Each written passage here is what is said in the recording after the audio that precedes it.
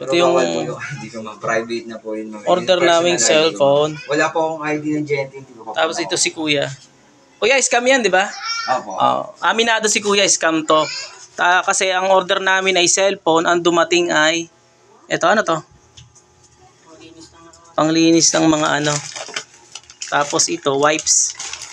Ayan, maging aware po tayo sa pag-order sa online. Ayan po. Ano to? Ito ma? Shopee ba to? Shopee. Hindi, yung ano, yung inorderan mo. Shopee. Sa Facebook. Ayan, yung ano po niya, pangalan ng pinag-orderan niya ay, ano pangalan nito ma? A&A Hub. Tama ba yun? Sa Valenzuela City, Marulas. Sige, tingnan natin. Ayan po. Kahit isang ID lang kuya, wala ka? Kaya lang si Kuya ayaw nang magbigay ng ID kasi Wala, syempre. Ma'am, di po pwede, ma'am. Wala po akong ID ng GNT. delivery boy lang daw po siya. Pero scam po to talaga kasi aminado naman siyang scam. Kasi ang laman, hinihingan kami ng 300 para daw bayad sa kanya.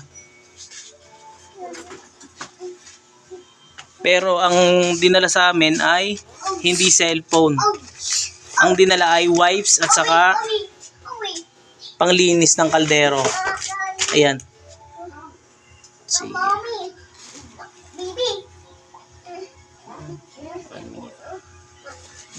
Kaya mag-ingat po tayo sa pag-order sa online.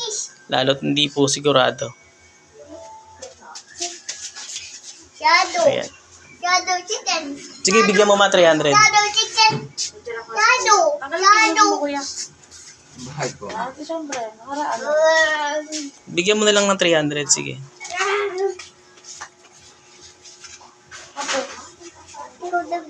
Hindi nagbigay ng pangalan at ID si Kuya kasi ano daw niya yun, privacy. Kasi hindi naman daw sa kanya yung parcel.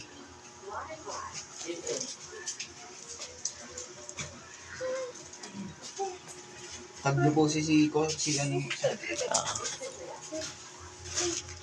Sa Facebook lang to in order A&A Hub. Yun po yung pangalan ng kanyang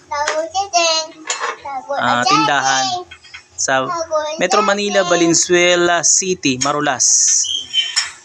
A&A Hub. Ayan po. Hinihingan pa kami ng 300 kasi binuksan namin yung parcel. Maka na yung 300.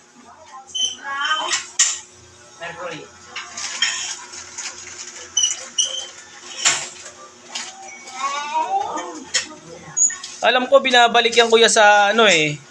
Kasi pag nagbabalik kami ng ganyan, pag kami nagbukas, wala namang bayad eh. Kasi nagbalik na, order na rin kami dati ng cellphone. Ano naman siya, maling unit.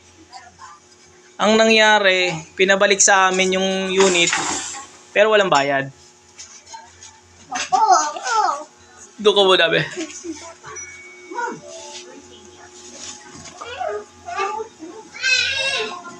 Saan naman?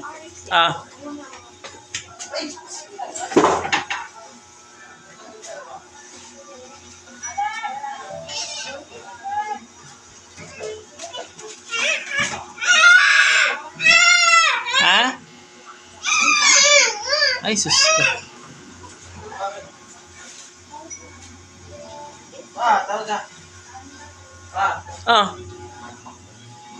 Bakit? Ha? Eh, bakit mo sa kanya?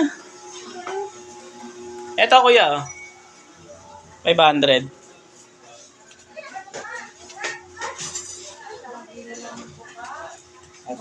Ayan. Dadali mo na ulit yan. Opo.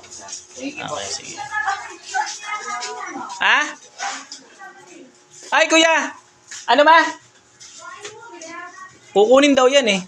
Ayun po, sir, babalik po din sir. Kasi sila po magpa-practice yun ng scam po. Paano yan? May feedback sa amin yan. Meron po. Magte-text po sa inyo, sir. Ma, i-ano mo na lang doon sa cellphone mo. Sa seller po. Ayun, dinala ulit ng rider kasi isosoli.